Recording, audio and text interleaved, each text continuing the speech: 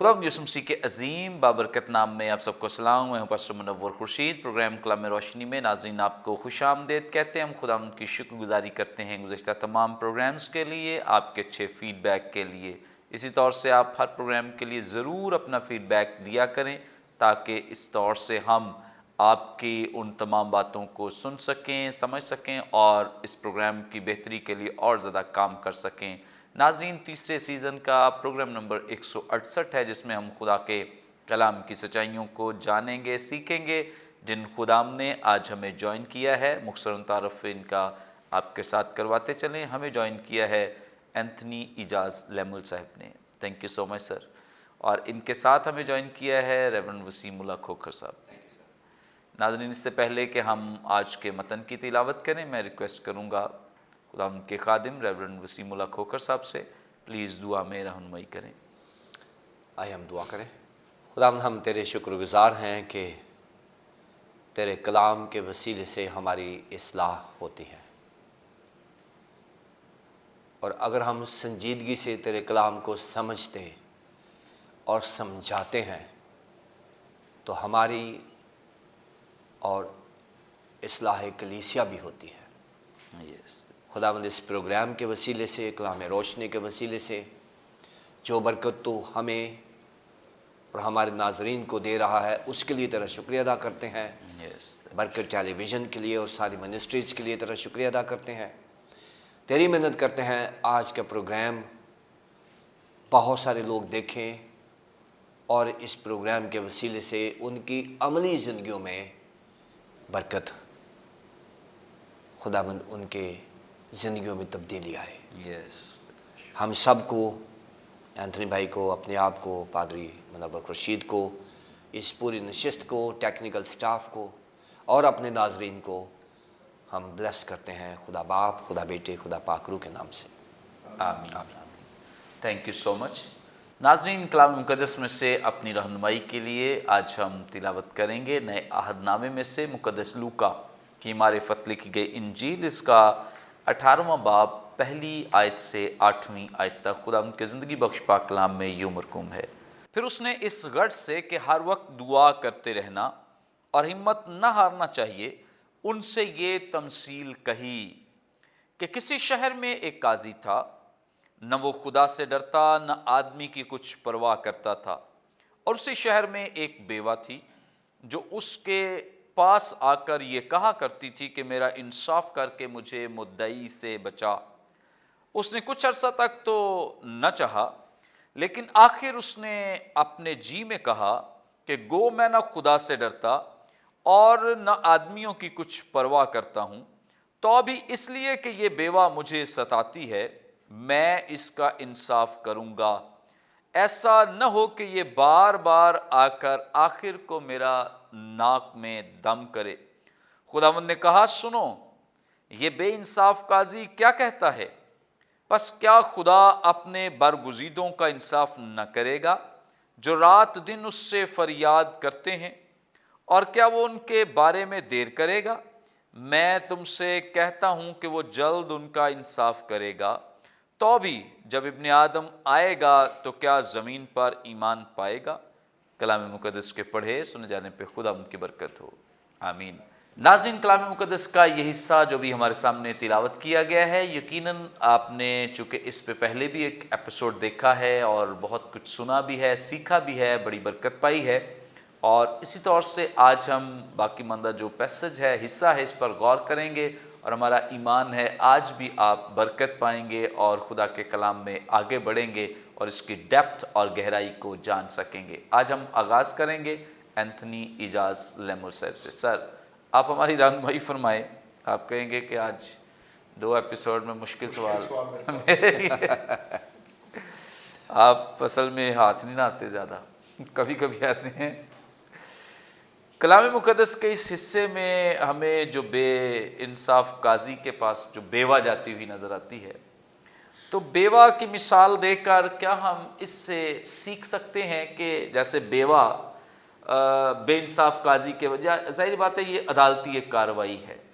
एक ईमानदार के लिए क्या ज़रूरी है कि अगर उसके साथ कोई ज़्यादती हो रही है یا کوئی بھی اس کے ساتھ کچھ غلط ہو رہا ہے تو کیا اسے صرف دعا پر ہی اکتفا کرنا چاہیے یا عدالت کا بھی رخ کرنا اس کے پاس آزادی ہے یا وہ جا سکتا ہے؟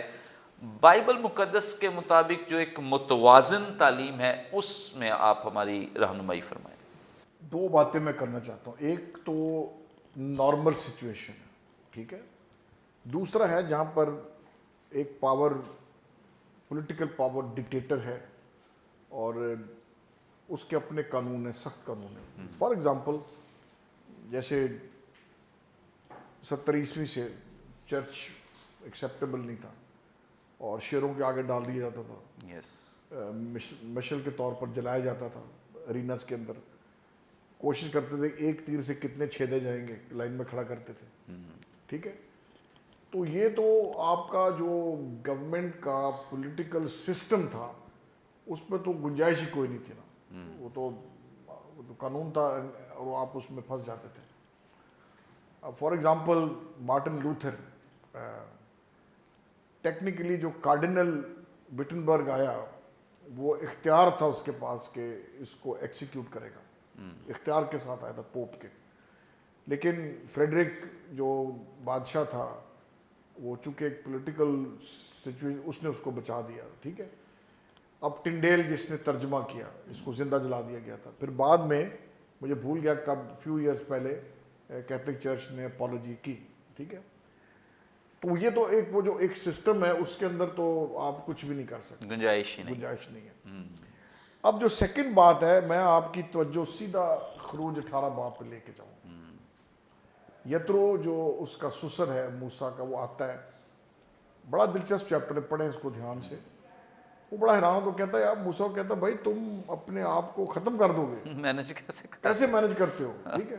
پھر اس نے کہا کہ بھائی تم اچھے جو رشوت نہ لیتے ہو، بڑا کلیئر لکھا ہوا ہے، ٹھیک ہے، ایماندار شخص ہوں، ایک آپ اسٹینڈرڈ کے لوگ چن لو، ان کو سکھاؤ اور یہ مسئلے مسائل ان کے پاس لے کر جائیں، ٹھیک ہے۔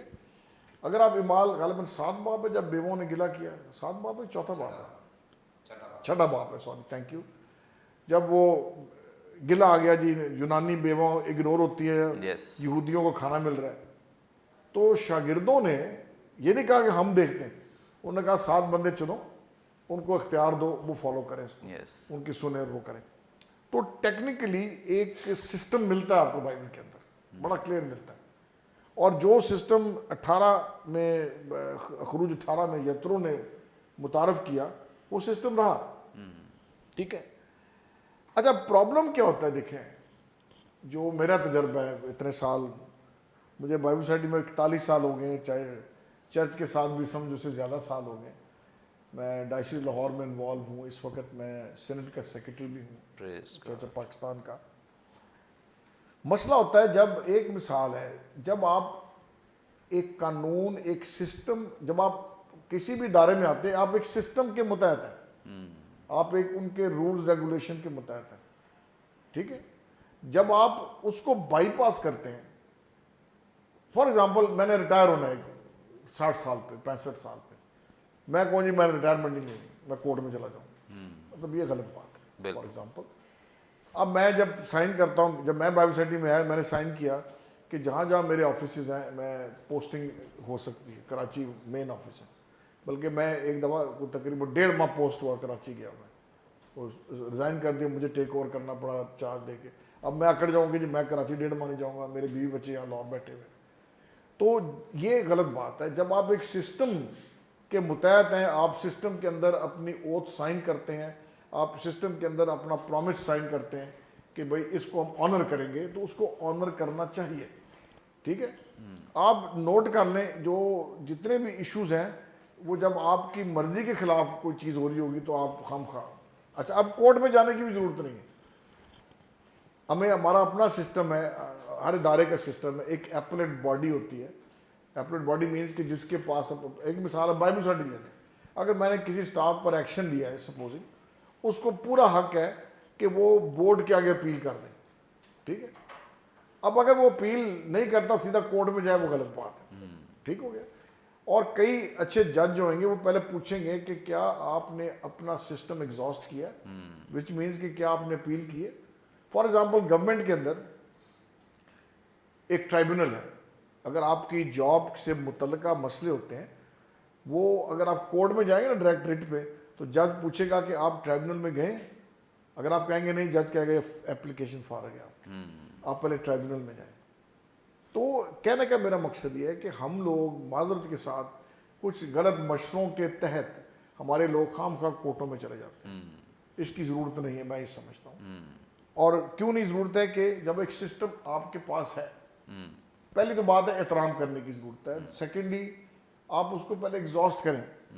اب کرنتھیوں 6:1-7 میں پولس گلا کرتا ہے، وہ کہتا ہے یار تم لوگ کدھر مطلب سیکولر کیوں جاتے ہو، اور سیکولر ججز وہ ببلکل سٹینڈرڈ سے واقف نہیں. اب فار ایگزامپل ہم کچھ کیسز چل رہے ہیں، وکیل کو سمجھانا پڑتا ہے کیا سسٹم ہے، کون سا قانون ہے، کس کے تحت یہ ہو رہا ہے. وہ جج کو تو نہیں پتا، وہ جج کو ایکسپلین کرنا پڑتا ہے، وکیل بتاتا ہے، پھر جج کو سمجھ نہیں آتی کئی باتوں کی. ابھی ہم الیکشن کر کے وہ 10 دفعہ مجھے پوچھتا ہے لسٹ کی کہ یہ کیوں ہو رہا ہے جی، 7 دفعہ کیوں کر رہے ہیں وغیرہ وغیرہ، بیکاز اس کو پتہ نہیں سسٹم کا، آپ کو اس کو ایکسپلین کرنا پڑتا ہے. تو اس لیے سمجھتا ہوں کہ یہ ایک نیگیٹو ایفیکٹ ہے چرچ کے اوپر، یہ اچھی بات نہیں ہے. اور پھر دیکھیں آپ کے چرچ کے خام خواہ پیسے خرچ ہوتے ہیں کورٹوں میں. آپ ایک کتاب ہے، مجھے ٹائٹل بھول گیا، بہت سال پہلے میں نے پڑھی، جہاں پر وہ چرچ کے اندر مسئلے مسائل کی وجوہات کی بات کرتا ہے. ٹھیک ہے، پہلی وجوہات وہ کہتا ہے کہ مالیات پر ایشو اٹھ جائے تو پھر آپ چرچ توڑ دیتے ہیں، آپ ادھر کورٹ میں چلے جائیں گے. یعنی اگر آپ کا حساب کتاب نہیں ٹھیک ہے تو سوال اٹھ گیا، ٹھیک ہو گیا. دوسرا، اگر آپ کی مطلب آپ کو کہا جی آپ ٹرانسفر ہو رہے ہیں، اس پر شو ڈال دیں گے. تیسری جو بات یہ ہے کہ وہ اگر سپوزنگ مطلب کچھ بھی نہیں ہوگا تو خام خواہ جو عورت کا مسئلہ بیچ میں آ جائے گا آپ کا، ٹھیک ہے، آپ سپلٹ کر دیں گے چرچ کو. اور جب یہ مسئلے مسائل ہوتے ہیں آپ کورٹ میں جائیں گے. اور یہ میں سمجھتا ہوں کہ اچھا معیار نہیں ہے، جبکہ ایک کلام بڑا کلیئر کہتا ہے، پرانا عہد نامہ کہتا ہے پہلے سمجھاؤ، نہیں بیٹھتے بزرگوں کو بٹھا لو، ان سے بات کر لو، لیڈرشپ کے ساتھ بیٹھ کے بات کر لو. اور میں سمجھتا ہوں کہ اس طرح اگر ہم سالو کر لیں تو بہت اچھا ہے. کورٹوں میں جانے سے کوئی فائدہ نہیں. ہاں سم ٹائمز کچھ آرگیومنٹس ہے وہ پھر آپ کو دیکھنی پڑیں گے کہ کیوں، لیکن میجورٹی کیسز میں ہمیں چرچ کے اندر سالو کرنے کی ضرورت ہے. تھینک یو سو مچ. بڑی خوبصورت باتیں اور بابرکت باتیں. بہت اچھا ہے کہ اگر تو چرچ کے مابین کوئی پرابلمز ہیں، مشکلات ہیں، تو ان کو چرچ میں ہی ڈیل کیا جائے. اور اگر ایمانداروں کے کوئی گھریلو بھی مسائل ہیں، کچھ ایسے مسائل ہیں جو چرچ میں حل ہو سکتے ہیں، تو بہت ضروری ہے کہ وہ چرچ جو ہے وہ اس میں اپنا اہم کردار ادا کرے. ایلڈرز جو ہیں، بزرگ جو ہیں، پادری صاحبان جو ہیں، وہ پرسنل انٹرسٹ کے ساتھ، میں آپ کو بتا سکتا ہوں اپنی شخصی گواہیاں کہ کئی ایسے مواقعوں پر طلاق ہوتے ہوتے بہت سارے خاندانوں کو خداوند نے میرے وسیلے سے بچایا ہے. اور صرف اس لیے تاکہ ہم نے ایک پرسنل انٹرسٹ لیا اور دونوں فریقین کے ساتھ بات کی اور رشتے بچ گئے. بہت دفعہ اگر چرچ اپنا کردار ادا کرے تو کئی رشتے سیو ہو سکتے ہیں، بچ سکتے ہیں، زندگیاں بچ سکتی ہیں. بہت ضروری ہے کہ چرچ اپنا کردار ادا کرے. اور اس کے علاوہ اگر مسیحیوں کے ساتھ کوئی زیادتی ہو رہی ہے، جیسے آج کل مختلف ایسے واقعات ہمیں بتائے جاتے ہیں، سنائے جاتے ہیں، تو اچھی بات ہے، ہم دعا بھی کریں، لیکن اس کے ساتھ ساتھ ہم کورٹ میں جا سکتے ہیں. عدالتیں اسی لیے ہیں تاکہ وہ ہمیں انصاف فراہم کریں. اور اگر نہیں بھی ملتا تو بھی ہمارا کام تو ہے کہ وہاں پر جا کر ہم ایک دفعہ بتائیں تو صحیح کہ ہمارے ساتھ یہ زیادتی ہو رہی ہے، کسی بھی مسیحی کے ساتھ، خاندان کے ساتھ ہو رہی ہے، یا کسی کلیسیا کے ساتھ کوئی لوگ کر رہے ہیں، تو ضرور ایسا کر سکتے ہیں. لیکن سب سے بڑا ہتھیار ہمارے پاس دعا ہی ہے، کیونکہ آسمان پر ہی سے سارے فیصلے صادر ہوتے ہیں اور آسمان ہی سے ہمارے لیے انصاف بھی مہیا کیا جاتا ہے. سو بہت ضروری ہے اس بات کو متوازن رکھنا. جیسے بائبل مقدس میں پرانے عہد نامے میں تو بہت ساری، جیسے بدلہ لینے کے تعلق سے تو خدا نے پرانے عہد نامے میں بڑی سختی سے منع کیا تھا بدلہ لینے سے، کہ اگر کوئی مارتا ہے جیسے اینٹ کا جواب پتھر سے، تو یہ بائبل کی تعلیم یہ ہرگز نہیں تھی کہ کوئی مجھے اینٹ مارے تو میں اس کو اٹھا کے پتھر مار دوں. ایسا نہیں ہے. یہ قوانین دراصل عدالت کے لیے تھے، اور خدا نے ججز کو، قاضیوں کو یہ کہا تھا کہ اگر کسی کے کوئی اینٹ مارتا ہے تو اس کے لیے اس کو ویسا ہی جواب دیا جائے یا اس کی سزا ویسی ہونی چاہیے۔ یہ ایک عام شخص کے لیے، یعنی میرے لیے نہیں تھا کہ میں اٹھ کے مجھے کوئی مارے تو میں اس کا جواب اس طرح سے دینا شروع کر دوں۔ عدالتی نظام خدا نے متعارف کرایا ہے اور خدا نے ہی دیا ہے، سو بہت ضروری ہے جہاں کہیں زیادتی ہو ہم ضرور عدالت کا رخ کر سکتے ہیں، لیکن سب سے بڑا ہتھیار ہمارے پاس دعا ہی ہے۔ آگے بڑھیں گے، ریورنڈ وسیم اللہ کھوکھر صاحب سے جانیں گے۔ سر آپ ہماری رہنمائی فرمائیں، خداوند یسوع مسیح نے یہاں پہ خود ایک کمپیریزن، ایک موازنہ پیش کیا ہے بے انصاف قاضی کا اور زندہ خدا کا، آپ ہماری رہنمائی فرمائیں اس موازنے کو مد نظر رکھتے ہوئے۔ بھائی صاحب بہت شکریہ۔ بے انصاف قاضی کا اور خدا کا موازنہ، آپ نے بڑا اچھا سوال بتایا ہے۔ اگر ہم بے انصاف قاضی کی کوالیفیکیشن دیکھ لیں جو خداوند یسوع مسیح نے خود ہی بتائی ہے، انہوں نے بتایا ہے کہ یہ جو بے انصاف قاضی ہے، کہ کسی شہر میں ایک قاضی تھا، پہلی کوالیفیکیشن کیا ہے؟ نہ وہ خدا سے ڈرتا تھا نہ آدمی کی کچھ پرواہ کرتا تھا، یعنی وہ نہ تو اس کو انسان کے حقوق کی پرواہ تھی، نہ ہی خدا کی ڈیوائن پرسن کی اس کو پرواہ تھی، نہ وہ خدا کے تابع تھا، نہ وہ انسان کے ساتھ ہمدردی کر سکتا تھا، وہ دونوں طرف سے ڈسکوالیفائی ہوتا ہے۔ اور میں سمجھتا ہوں کہ یہ قاضی خدا یسوع مسیح نے خود ہی اس کو بتا دیا ہے کہ اس کا کسی طرح سے بھی خدا کے ساتھ موازنہ نہیں کیا جاتا، کیونکہ خدا خدا ہے اور انسان انسان ہے، ایک خالق کا مخلوق کے ساتھ کوئی کمپیریزن بنتا نہیں ہے۔ پادری صاحب، اصل میں یہ جو کانسیپٹ ہے، یہ جو خیال ہے، یہ جو یہاں پر بتایا گیا ہے، اگر ہم دیکھیں مقدس لوکا کی انجیل کے 11ویں باب کی 13ویں آیت میں، تو یہ وہی خیال ہے جو یہاں پر ریپیٹ کیا گیا ہے، اور وہاں پر خدا یسوع مسیح نے کہا ہوا ہے کہ پس جو تم برے ہو کر اپنے بچوں کو اچھی چیزیں دینا جانتے ہو، تو آسمانی باپ اپنے مانگنے والوں کو روح القدس کیوں نہ دے گا۔ یہی خیال دوبارہ سے اس تمثیل میں آیا ہے کہ برے ہو کر سے مراد یہ ہے کہ یہ قاضی جو ہے یہ برا ہے، ٹھیک ہے، یہاں تو اچھی چیزیں دے ہی نہیں رہا، لیکن اچھی چیز دے دی ہے اس نے، کم سے کم انصاف دے دیا اس نے۔ اور خدا جو ہے وہ کتنا بھلا خدا ہے، کتنا بڑا خدا ہے، کتنا رحم دل ہے، اس کی خدائیت کا، الوہیت کا یہ تقاضا یہ ہے کہ وہ اپنے بچوں کو اچھی اچھی چیزوں سے آسودہ کرتا ہے۔ اب بات ہو رہی تھی موازنے کی، اب آئیں اس کے کہ بے انصاف قاضی کا اور خدا کا، ان کریکٹرز کا کیا موازنہ کیا جا سکتا ہے؟ پہلا جواب یہ ہے کہ ان کا کوئی موازنہ بنتا نہیں ہے۔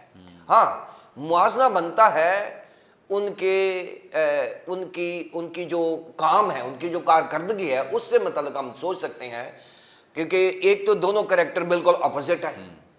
بے انصاف قاضی جو ہے اس کے بارے میں کہا گیا ہے کہ وہ خدا سے بھی نہیں ڈرتا اور آدمیوں کی پرواہ نہیں کرتا۔ میں ایک پورٹریٹ دیکھ رہا تھا اس وقت کے قاضی کا، جو پہلی صدی کے قاضی کی ایک تصویر بتائی گئی ہے۔ کچھ ایسے قاضی تھے وہاں پر جن کی کوئی تصویر، جیسے مثال آپ نے بتایا کہ کچھ نہ کچھ حقیقت ضرور ہوتی ہے، کسی تمثیل جو ہے وہ کسی بھی تمثیل میں وہ اس وقت کی زندگی ہوتی ہے۔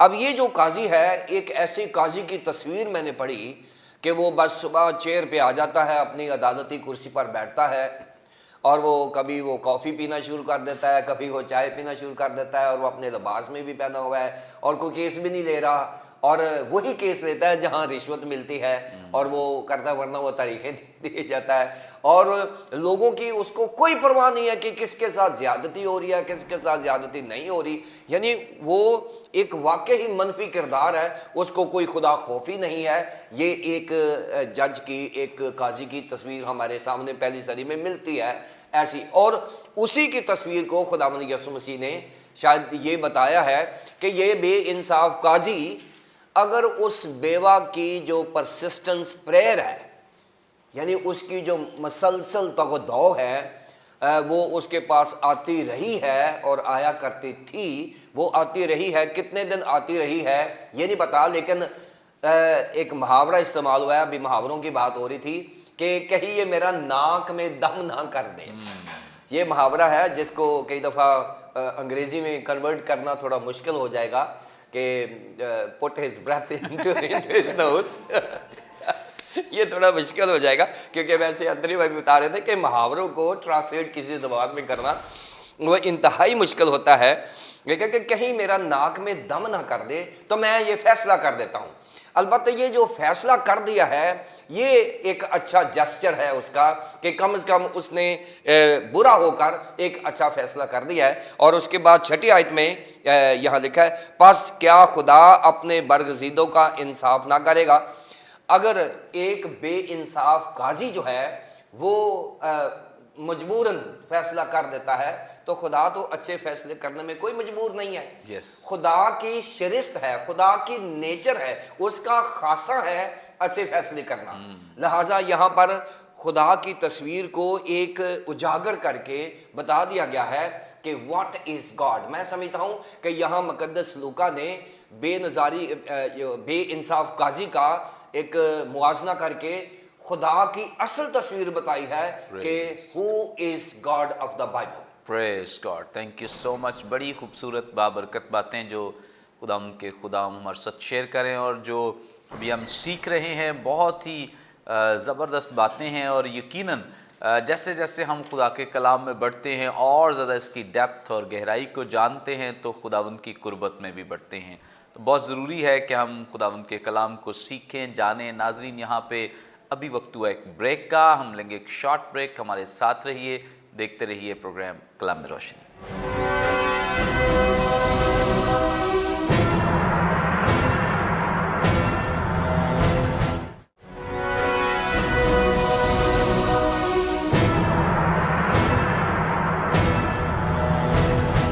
ویلکم بیک ناظرین، آپ دیکھ رہے ہیں پروگرام کلام روشنی. بڑا زبردست پروگرام جو آج آپ دیکھ رہے ہیں، بڑی زبردست ٹیچنگ تعلیمات جو خداوند کے کلام پر مبنی ہیں ہم سیکھ رہے ہیں. اس کے لیے ہم سارا جلال خداوند کو دیتے ہیں.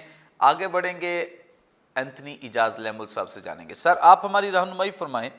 یہاں پہ جو 8ویں آیت ہے اس کا آخری حصہ لکھا ہے تو بھی جب ابن آدم آئے گا تو کیا زمین پر ایمان پائے گا. اس کی تفسیر کرتے ہیں پلیز.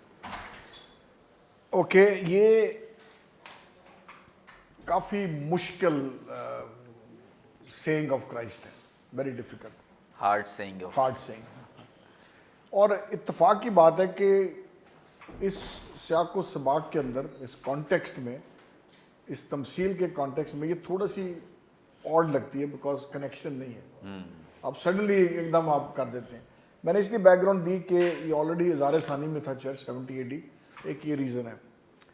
اچھا، سیکنڈلی اس کا معنی بھی ڈٹرمن کرنا مشکل ہے. اس پہ بہت تفسیریں ہیں، مختلف علماء کے خیال ہیں اور مطلب بہت مشکل سے آپ ایک ڈٹرمن کریں گے کہ آپ اس کا کیا ہے.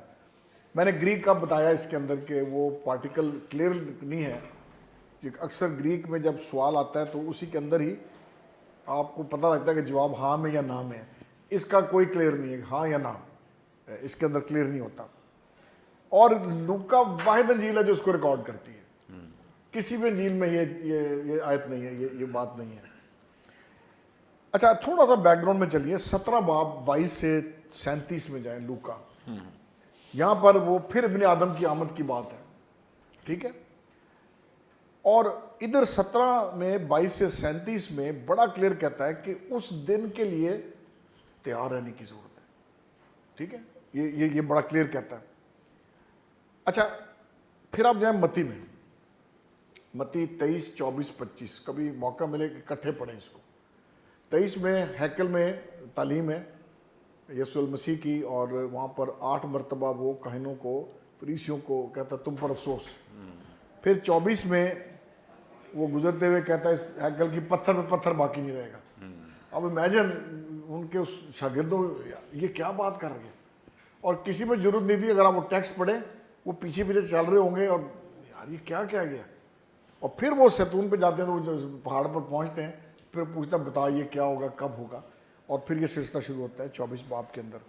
وہ بتانا جاتا ہے مطلب ہیکل کی تباہی کے بارے میں, مسیح کی دوسری آمد. اور پھر آپ 25 میں جائیں. 25 میں بڑی انٹرسٹنگ آیت ہے. وہ کہتا ہے اس وقت, کس وقت؟ آمد ثانی کے وقت, اس وقت, اس ٹائم کے اوپر جو بھی ہے اس وقت. پھر وہ 10 کواری کی تمثیل ہے. اور پھر آگے چل کر اس آدمی کا حال ہے جس نے توڑے دیے. اب اٹس ویری انٹرسٹنگ کہ یہ دونوں تمثیلیں اس موقع پر ہیں. ٹھیک ہے.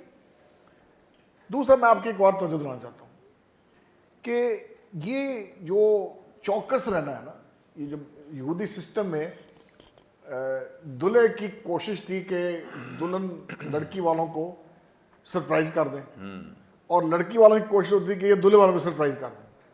اس لیے وہ مشلوں میں تیل ڈالنا اور وہ سارا ایک بڑا کلچرل تھا.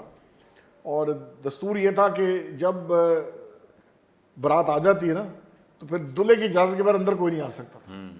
ایک ٹریڈیشن تھی, خیر لوگ آ جاتے ہوں گے. تو پوائنٹ یہاں پر از بیسکلی بینگ پریپیئرڈ. تیار رہنے کی ضرورت ہے, چوکس رہنے کی ضرورت ہے. میں کمنٹ پڑھ رہا تھا, وہ بڑا اچھا لکھا, اس نے 2 باتیں لکھی ہے اس کتاب میں.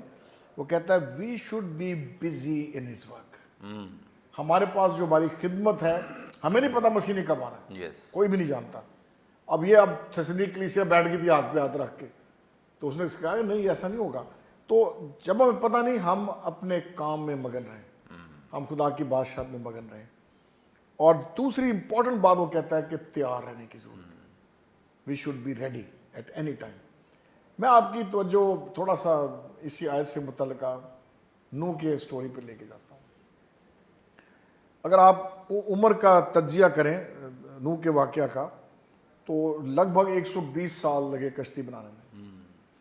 اور امیجن آپ یہاں پر ایک بڑی کشتی شروع کر دیں, آپ کو پانی میل کوسوں میل دور پانی بھی نہیں ہے, سمندر نہیں ہے, تو سارے آگے کہیں گے بھائی کیا ہو گیا, یہاں کشتی اتنی بڑی کیوں بنا رہے ہو. اور میں جو اس کے بارے میں پڑھ رہا تھا تو وہ بتاتا ہے, وہ کہتا ہے وہ ایک طرح سے آبجیکٹ لیسن تھا کشتی. اور وہ ایک ہی بات کرتا تھا, بھائی تم توبہ کرو نہیں تو خدا تمہیں برباد کر دے گا. ٹھیک ہے, 120 برس. اور آف کورس 120 برس میں خدا کا تحمل نظر آتا ہے. اور ایونچولی ہم دیکھتے صرف 8 لوگ ہی بچے ہیں. پھر میں آپ کی توجہ دلاتا ہوں کریشن کے اوپر جائیں, کائنات کی تخلیق, پیدائش کے اندر. وہاں لکھا کہ یہ اٹ واز فنشڈ, یعنی ختم ہو گیا, 7ویں دن آرام کیا. آپ جائیں اس کے اوپر گڈ فرائیڈے کی سٹوری بڑی زبردست ہے. ٹیٹلسٹ آئے, اچھا وہاں پہ 2 دفعہ استعمال ہوا, یہ ایک کلام کی تکمیل ہے اور ایک جو سلیپ پر کام مکمل ہوا تکمیل ہے. ہم اکثر اس پر بات کرتے, اوپر کی نہیں بات کرتے. تو اٹ از فنشڈ یعنی وہ سلیپ پر کام مکمل ہوا.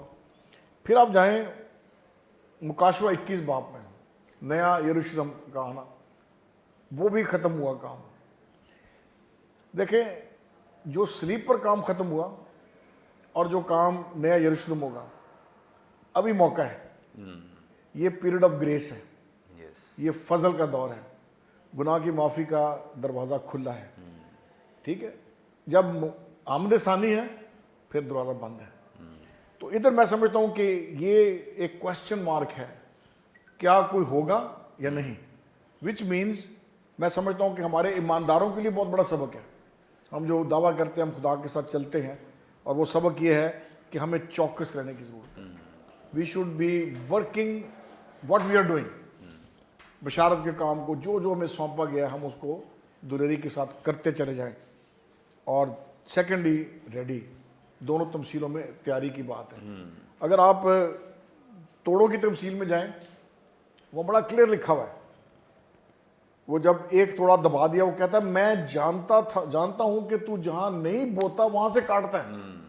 اب مثلاً بات یہ ہے کہ ہم جانتے بھی ہیں اور پھر بھی ہم کاہل رہیں, نہ کریں, تو یہ اچھی بات نہیں ہے. God wants us to be productive. پطرس کا پہلا خط, اس میں اب جائیں, وہاں پر 2 لفظ جو آپ بزنس ورلڈ میں یوز ہوتے ہیں, افیکٹو اور فروٹفل, یعنی با اثر ہونا اور پھلدار ہونا. یہ ایکسپیکٹڈ ہے. تبھی یوحنا کے 15 باب میں انگور کا حقیقی درخت میں ہوں, جو ڈالی مجھ میں وہ کیا لائے گی, پھل لائے گی. تو یہ بڑا کلیئر ہے. اگر ہم یعنی اس کی جو انٹرپریٹیشن میں جائیں گے تو میں یہ سمجھتا ہوں سمپلی مستعد رہنے کی ضرورت ہے، تاکہ ہم اس کیٹیگری میں نہ آئیں، یعنی شاباش میرے وفادار ملازم، تو نے اچھا کیا، یہ پکڑ ایک توڑا تیز سونپتا ہوں میں، تو یہ ایکسپیکٹڈ ہے۔ اور مزداری کی بات یہ ہے کہ جس کے پاس 5 توڑے تھے اس نے 5 سے 10 کیے، 25 کے اندر، اور جس کے پاس 2 تھے اس نے 2 سے 4 کیے۔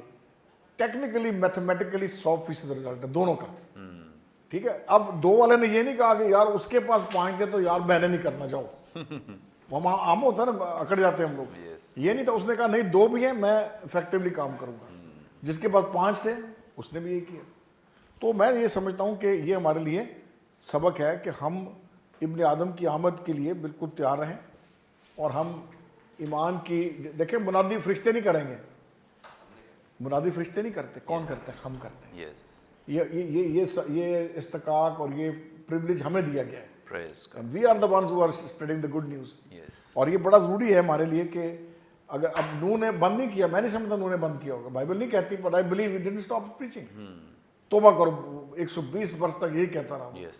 تو آج بھی میں آخر میں ایک بات کروں گا بڑی مزدار، جب بلی گریم نے سو پولو سے فرسٹ ٹائم آفٹر وہ کروسیڈ اس نے نیٹ پر کی، ہم نے بھی لارڈ ڈائسیز میں وہاں پہ لگا کے سب کچھ کیا ادھر سے نا، شام کی میٹنگ میں چلاتے تھے پروگرام، تو میں اتفاق سے باہر تھا ملک سے، تو اچانک میں نے کمرے میں ٹی وی آن کیا تو لیری کنگ لائیو میں بلی گریم تھے، تو بلی گریم کو اس نے سوال کیا لیری کنگ نے کہ یہ جو کر رہا ہے کروسیڈ کر رہا ہے تو مطلب چینل سیٹلائٹ پر پوری دنیا میں جائے گا، اس کا سوال تھا مجھے بھی یاد ہے، کہتا doctor Billy Graham will it be the same old message of salvation, کہ بلی گریم کیا یہ وہی پرانا نجات کا پیغام ہوگا؟ تو بلی گریم کا جواب تھا یس لیری، یہ وہی پرانا نجات کا پیغام ہوگا۔ تو بات یہ ہے کہ ہمیں خوشخبری دینے کے لیے خدا نے مقرر کیا، اور یہ خوشخبری گناہوں کی معافی کا اعلان ہے، ہمیں اپنے کام میں اس کی آمد تک مستعد رہنے کی ضرورت ہے۔ پریز گاڈ، تھینک یو سو مچ، بڑی خوبصورت بابرکت باتیں جو خدا ان کے خادم ہمارے ساتھ شیئر کر رہے ہیں، اور ابھی آگے بڑھیں گے، اور جس طور سے ہر پیسج کے آخر میں ایک لازمی کویسچن جو ہوتا ہے وہ اس کا اطلاق ہے، اور اس کے لیے ریورنڈ وسیم اللہ کھوکھر صاحب سے جانیں گے، سر اس پورے پیسج کا جو عملی اطلاق ہے وہ ہمارے ساتھ شیئر کریں پلیز۔ پادری صاحب بہت شکریہ کہ آپ ہمارے لیے اور ہمارے ناظرین کے لیے ایک پریکٹس بھی چھوڑتے ہیں، جو کہ بڑی ضروری ہے، کہ اگر زندگی میں اپلیکیشن نہیں ہے تو اتنی بڑی ریسرچ کرنے کی اور انفارمیشن دینے کی کیا ضرورت ہے اگر ہم نے اس کو اپنی پریکٹس میں نہیں لے کر آنا۔ میں اکثر یہ کہتا ہوں کہ بائبل مقدس کا ایک ایک لفظ، فقرہ، جملہ ہماری زندگی میں اس کی اپلیکیشن ہوتی ہے، اور کیونکہ یہ محدود وقت ہوتا ہے اور اس میں ہم نے بہت سی باتیں کرنی ہوتی ہیں، تو ہم بات کریں گے مقدس لوکا کی انجیل کے 18ویں باب کی پہلی 8 آیات میں کہ ہمیں کون سے مین لیسنز ملتے ہیں۔ تو ناظرین، میں نے اس میں سے 3 بڑے لیسن اپنے لیے اور ہم سب کے لیے اور ہمارے پیارے ناظرین کے لیے میں نے ان کا انتخاب کیا ہے، اور جو بڑے لیسنز ہیں ان میں سے پہلا سبق جو میں سیکھتا ہوں اور جو ہم سیکھتے ہیں وہ زبور 66 کی 18ویں آیت میں ہمیں ملتا ہے کہ اگر میں بدی کو اپنے دل میں رکھتا تو خداوند میری نہ سنتا۔ سو یہاں بتایا یہ گیا ہے کہ گناہ ایک ایسا سیڈ ہے جو ہمارے اندر اگر گھر کر لے، جگہ لے لے، تو وہ ایک بہت بڑا درخت بن جاتا اور ہمیں علم نہیں ہوتا کہ وہ کیا صورت اختیار کر گیا ہوا ہے۔ اور جب انسان، یہ میں پریکٹیکل بات کرنے لگا ہوں، جب انسان کے اندر گناہ ہوتا ہے اور گناہ بڑھ جاتا ہے تو ہم خدا سے دور ہوتے جاتے ہیں، اور نہ تو ہمارا کلام پڑھنے کو دل کرتا ہے، نہ ہمارا دعا کرنے کو دل کرتا ہے، نہ ہی ہم بلیورز کی فیلوشپ میں آنا پسند کرتے ہیں، اس لیے کہ گناہ کی جو مین صفت ہے وہ یہی ہے کہ وہ آپ کو خدا اور اس کے لوگوں سے دور کر دے۔ سو اگر آپ کا ناظرین دل دعا کرنے کے لیے نہیں کر رہا، یا آپ خدا کا کلام نہیں پڑھ رہے، یا آپ بلیورز کی فیلوشپ میں آنا پسند نہیں کرتے، تو پلیز اس کو ایویلویٹ کر لیں، دعا میں بیٹھیں، زور لگا کے بیٹھیں، کیونکہ ابلیس جو ہے وہ چاہے گا کہ ہم دعا نہ کریں، کیونکہ دعا ایک ایسا تعلق ہے خدا کے ساتھ جو ہماری ساری کمزوریوں پر غلبہ حاصل کرنے میں ہماری مدد ملتی ہے۔ مقدس اگسٹین کی ایک بڑی سینگ ہے، اور انہوں نے کہا ہے کہ جب ہم چرچ میں ورشپ کرتے ہیں، devil is singing with us. جب ہم سرمن سنتے ہیں، سو ڈیول از گیونگ اس، وہ جو لوریاں نہیں ہوتی کہ وہ ہمیں سلیپنگ اس میں لے جاتا ہے اسپیل میں، اور ہم کہتے ہیں جی جو مزہ سرمن کے دوران سونے کا آتا ہے نا وہ کہیں اور نہیں آتا۔ سو ابلیس جو ہے وہ ہمیں دعا اور خدا کے کلام سے دور رکھتا ہے، اور مقدس اگسٹین کہتے ہیں کہ جب ہم دعا کرتے ہیں ڈیول از اوے فرام اس، کہ یہ ایک ایسی کلوز کمیونیکیشن ہے جس میں جیسے میں اور آپ فون پہ بات کر رہے ہوں تو بیچ میں کوئی ڈسٹارشن نہیں ہوتی، اور اگر ہو جائے تو ہم بند کر کے دوبارہ کال کرتے ہیں۔ سو ایک ایسی ڈائریکٹ اور کلوز کمیونیکیشن ہے دعا، جس میں ابلیس انٹروین کرنے سے گھبراتا ہے۔ جیسے وہ اینتھنی بھائی نے مثال دی تھی کہ وہ دعا کرنے والی جو کاٹیج ہے اس میں جو عورت ہے اس پر حملہ کرو، کیونکہ وہ دعا کر رہی ہے۔ وہ لوگوں سے ورشپ کرنے والے لوگوں سے نہیں ڈرتا، نہ ہی وہ سرمن کرنے والوں اور نہ ہی سرمن سننے والوں سے ڈرتا ہے۔ ابلیس اگر کسی سے ڈرتا ہے وہ دعا ہے۔ سو ناظرین، اگر ہمارے اندر گناہ ہے تو زبور نویس بھی یہ کہتا ہے کہ اگر میرے دل میں بدی ہو تو میری دعا کبھی نہیں سنی جائے گی۔ سو دعا کرنا، کلام نہ پڑھنا، خدا کے لوگوں میں نہ آنا، یہ گناہ کا نتیجہ ہے۔ پہلی بات جو میں سیکھتا ہوں وہ یہ ہے کہ ہم اپنی زندگی کو صاف اور شفاف کریں، یہاں یہ بتایا گیا ہے۔ دوسری بات کہ اگر ہم کنسسٹنٹ پریئر میں چلے جاتے ہیں، اب پرسسٹنس جو ہے یہ بڑی ضروری ہے، کہ اگر میں نے دعا شروع کی ہے تو ہم دعا میں کرتے ہیں، ایک دو دن دعا کی یا تھوڑی دن دعا کی۔ میں نے شاید پہلے بھی کبھی مثال دی ہو، سینٹ ہیلنس چرچ میں بشپس گیٹ، وہاں ایک ہندو تھا نوجوان جس کا نام وی جے مینن ہے، ابھی بھی وہ زندہ ہے، میں جب جاتا ہوں اسے ملتا ہوں، ابھی تو وہ بہت بزرگ ہو گیا ہے۔ اس نے جب وہ چرچ میں آیا تو ایک عورت نے اس کے لیے دعا کرنا شروع کر دی، اور وہ 20 سال اس کے لیے دعا کرتی رہی ہے۔ اور جب وہ عورت دعا کرنا شروع ہوئی، وہ 60 سال کی تھی، 20 سال دعا کے بعد اب وہ بستر مرگ کے اوپر ہے جو عورت ہے، اور اس میں جب وہ بیڈ پہ تھی 80 سال کی عورت، تو اس نے ایک میگزین دیکھا جس میں وی جے مینن کو بپتسمہ دیا جا رہا تھا۔ Praise God. اور اس نے کہا کہ میں اس کو خدا سے مانگنے کے لیے 20 سال سے دعا کر رہی ہوں، Praise. اور خدا یہ پرسسٹنٹ ہے دعا میں ہونا، کہ دعا کرتے رہیں، خدا اس کا جواب ضرور دے گا۔ Yes. اس کا یہ، میں جب پڑھتا تھا لندن میں تو میرے ساتھ ایک امریکن اسٹوڈنٹ تھی، ہم پریئر فیلو تھے، تو پریئر پارٹنرز تھے، تو وہ ایک چیز کے لیے دعا کر رہی تھی، تو مجھے کہنے لگی، او وسیم میں دعا کرتی ہوں 2 سال سے، خدا میری نہیں سن رہا۔ میں نے اس کو کہا لیٹ گاڈ بی گاڈ، کہ خدا کو خدا ہی رہنے دو، آپ ڈکٹیشن نہ کرو خدا کو کہ اگر دعا میری نہیں سنی گئی تو آپ اپنے فیصلے کرنے شروع ہو جائیں۔ خدا نے دعا کے لیے پرنسپلز ٹھہرائے ہیں۔ ناظرین، یہ پرنسپلز کیا ہیں؟ 4 پرنسپلز ہیں دعا میں جو میں سیکھتا ہوں۔ پہلا یہ ہے کہ if prayer is wrong, God says no. No. اگر ہماری دعا ہی غلط ہے تو God says no. If you are wrong, God says grow. Yes. کہ اگر ہم دعا میں کمزور ہیں تو خدا کہے گا تھوڑی ترقی کر۔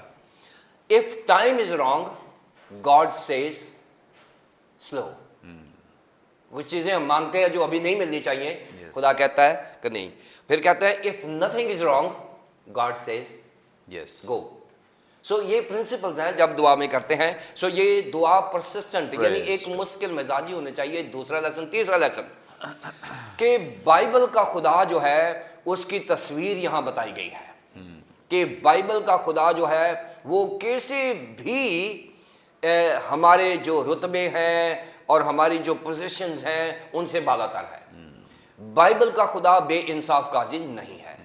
बाइबल का खुदा अपने लोगों के लिए फिक्रमंद है। उसने कहा अपनी सारी फिक्रें मुझ पर डाल दो, मुझे तुम्हारी फिक्र है। सो बाइबल का खुदा कंसर्न्ड है, इतना कंसर्न है कि उसने दुनिया से ऐसी मोहब्बत रखी कि उसने अपना इकलौता बेटा बख्श दिया ताकि जो कोई इस पर ईमान लाए हलाक ना हो बल्कि हमेशा की जिंदगी पाए। सो ये तमसील जो है चाहे कैसी भी है, बेइंसाफ काजी हो, परसिस्टेंट विडो हो, लेकिन यहाँ पर खुदा का एक खूबसूरत जो इमेजिनेशन है, एक तस्वर है, वो दिया गया है कि हमारा खुदा अपने लोगों के लिए फिक्रमंद है और वो हर सतह पे हमारे लिए काम करता है। Thank you so much. नाज़रीन, यकीनन आज के प्रोग्राम के वसीले से आपने बड़ी बरकत पाई है, बहुत कुछ सीखा है। Thank you so much sir. Thank you. शुक्रिया जी। नाज़रीन, अभी भी आपका कोई सवाल हो, स्क्रीन पर दिए गए नंबर्स डायल करें, अपना सवाल हम तक पहुंचा सकते हैं। कोई दुआ या दरख्वास्त तो दे सकते हैं, कोई टेस्टिमनी हमारे साथ शेयर कर सकते हैं। ये तमाम प्रोग्राम्स आप यूट्यूब पे वॉच कर सकते हैं। वॉच करने के लिए बरकत टीवी ऑफिशियल के नाम से हमारा चैनल है, ज़रूर इसे सब्सक्राइब करें, दूसरों के साथ शेयर करें ताकि ज़्यादा से ज़्यादा लोग खुदा के कलाम को सीख सकें। अपना फीडबैक देना ना भूलें। आइंदा एक नए प्रोग्राम के साथ दोबारा आपकी खिदमत में हाजिर होंगे। तब तक के लिए इजाज़त दीजिए। देखते रहिए बरकत TV. God bless you all.